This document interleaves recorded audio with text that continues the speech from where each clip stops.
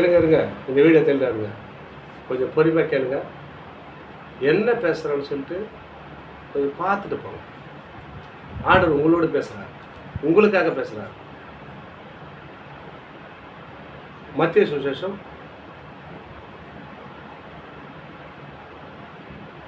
5ஆம் அதிகாரம் 4ஆம் வசனம் சொல்லப்படுகிறது. நம்ம வாழ்க்கையில் எப்பவுமே துயரம், போராட்டம், வெற்றியே இல்லை. நம்ம எப்போ தான் அது மாற போகிறோம்னு சொல்லி தலையை பிச்சுன்னு உட்காந்துருப்போம். என்னடா பண்ணுறது, இந்த காரியத்துக்கு என்ன சொல்யூஷனு, இந்த வழிக்கு என்ன பண்ண போகிறேன், இந்த பிரச்சனைக்கு நான் என்ன பண்ண போகிறேன். வேலை ஸ்தலத்தில் இருக்கலாம், வீட்டில் இருக்கலாம், பிள்ளைகள் மத்தியில் இருக்கலாம். பயந்துக்கிட்டு இல்லையா? பயப்படாத, ஆண்டவங்களோடு பேசுகிறார். மத்திய 5ஆம் அதிகாரம் 4ஆவது துயரப்படுகிறவர்கள் பாக்கியவான்கள், அவர்கள் ஆறுதல் அடைவார்கள். துயரப்பட்டுக்கினே இருக்கிறோம், பாக்கியவான்கள். துயரப்படுறோம், ஒரு காரியத்தை குறித்து வருத்தப்படுறோம், நல்லது தாங்க, நீங்கள் தாங்க பாக்கியவான். யோசிக்கிறீங்க இல்லையா? இந்த துயரம் எப்படி வந்தது, இந்த கஷ்டம் எங்கள் வாழ்க்கையில் எப்படி வந்தது, என்ன வந்தது யோசிக்கிறோம் இல்லையா? அப்போ தாங்க நீங்கள் யோசித்தாங்க அந்த வழியில் போக முடியும். ஒருத்தர் பிரச்சனை பண்ணுறான், போராட்டம் பண்ணுறாங்க, உடனே நம்மளும் திருப்பி போராட்டம் பண்ணால் அது பேர் என்னங்க? டிக்கெட் செய்து முடிச்சுடுறோம். அது சொல்ல இங்கே என்ன வசனம் சொல்ல போதும் நல்லா கூர்ந்து கவனிங்களேன். துயரப்படுகிறவர்கள் பாக்கியவான்கள், அவன் என்ன செய்தாலும் சகிச்சு துயரப்பட்டு கம்முன்னு உட்காந்துருப்பான். ஏசப்பா பார்த்துக்குவார், ஏசப்பா பார்த்துக்குவார். அவன் தான் பாக்கியவான்றார். துயரப்படுகிறான், அவன் நெருங்குறாங்க, எல்லா ஜனம் கொடுக்குறாங்க, எல்லாம் பேசுகிறாங்க, இவனால் பேச முடியல. காரணம் என்ன? ஒடுக்கப்படுகிறான். ஏசப்பா நீ பார்த்துக்கணும், அவர் பாதப்படியில் தான் வைக்கிறான். அவன் தாங்க பாக்கியவான். ஆண்டவர் அதை பற்றி தான் சொல்கிறார். நீங்கள் பாக்கியவானா பாக்கியவதியாக இருப்பீர்கள். எப்படி சொன்னால், அவருடைய பாதப்படியில் உட்காந்துட்டான். என்ன திட்டினாலும் இந்த காதில் கேட்கல. வீட்டில் திட்டுறாங்க, வேலை ஸ்தலத்தில் திட்டுறாங்க, எதுவுமே அவன் கண்டுக்கிறது இல்லை. எல்லாம் ஏசப்பா பாதப்படியில் வச்சுருக்கிறான். அதான் அவன் தான் பாக்கியவானான்றார். நீங்கள் ஆறுதல் அடைவீர்கள்.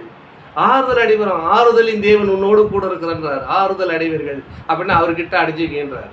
நீ பேசுறது, அவன் பேசுறது அவர் கேட்டுனுக்கிறார், நீ திருப்பி பதில் கொடுக்கலப்பா. அவர் ஒரு இடத்துல சொல்கிறாரு, நீ சும்மா இரு, உமக்காக நான் யுத்தம் பண்ணுறேன்னுக்கிறார் இல்லையா? இவன் சும்மா உக்காந்துட்டான். யார் சும்மா உட்காருது? சும்மா உட்காந்துதாங்க தெரியும் அந்த வேலை என்னன்னு. எவ்வளோ அற்புதமான வார்த்தை பத்தியா? துயரப்படுகிறான், நெருக்கப்படுகிறான், வேதனைப்படுகிறான். அவன் பேசுகிற வார்த்தையினால் தாங்க முடியல, திருப்பி ஒரு வார்த்தை பேச முடியல. அப்படிப்பட்ட சூழ்நிலை இருக்கிறது தான் ஆண்டவர்களை பார்த்து சொல்றார், துயரப்படுகிறவர்கள் பாக்கியவான்கள், அவர்கள் ஆறுதல் அடைவார்கள். ஏன்னு சொன்னால், ஈடு செய்யாத, அமைதியாக உட்காந்து என் பாதப்படுத்த மகன் எல்லாத்தையும் என்கிட்ட அர்ப்பணிச்சுட்டேங்கிறான், என்கிட்ட சொல்லினேங்கிறான். அவங்க என்னென்ன சொல்கிறாலும் திருப்பி அவங்ககிட்ட சொல்கிறான், பா நீ பார்த்துக்கப்பா, ஏசப்பா இந்த நிலைகளை பாருங்க, என் சூழ்நிலையை பார், என் நெருக்கத்தை பார், இவங்க பேசுகிற வார்த்தைகளை கேளும் அப்படின்னு சொல்லி எல்லாத்தையும் அர்ப்பணி வைக்கும்போது நீ ஆறுதல் அடைய போகிறப்பா, ஒரு சமாதானத்தோடு இருக்க போகிற, ஒரு ஆசீர்வாதத்தை பெற்றுக்கொள்ள போகிறேன்னு சொல்லிட்டு ஆண்டவர் உங்களை பார்த்து தாங்க சொல்கிறாரு. இந்த சூழ்நிலையில் உட்காந்து கொண்டிருக்கீங்களா?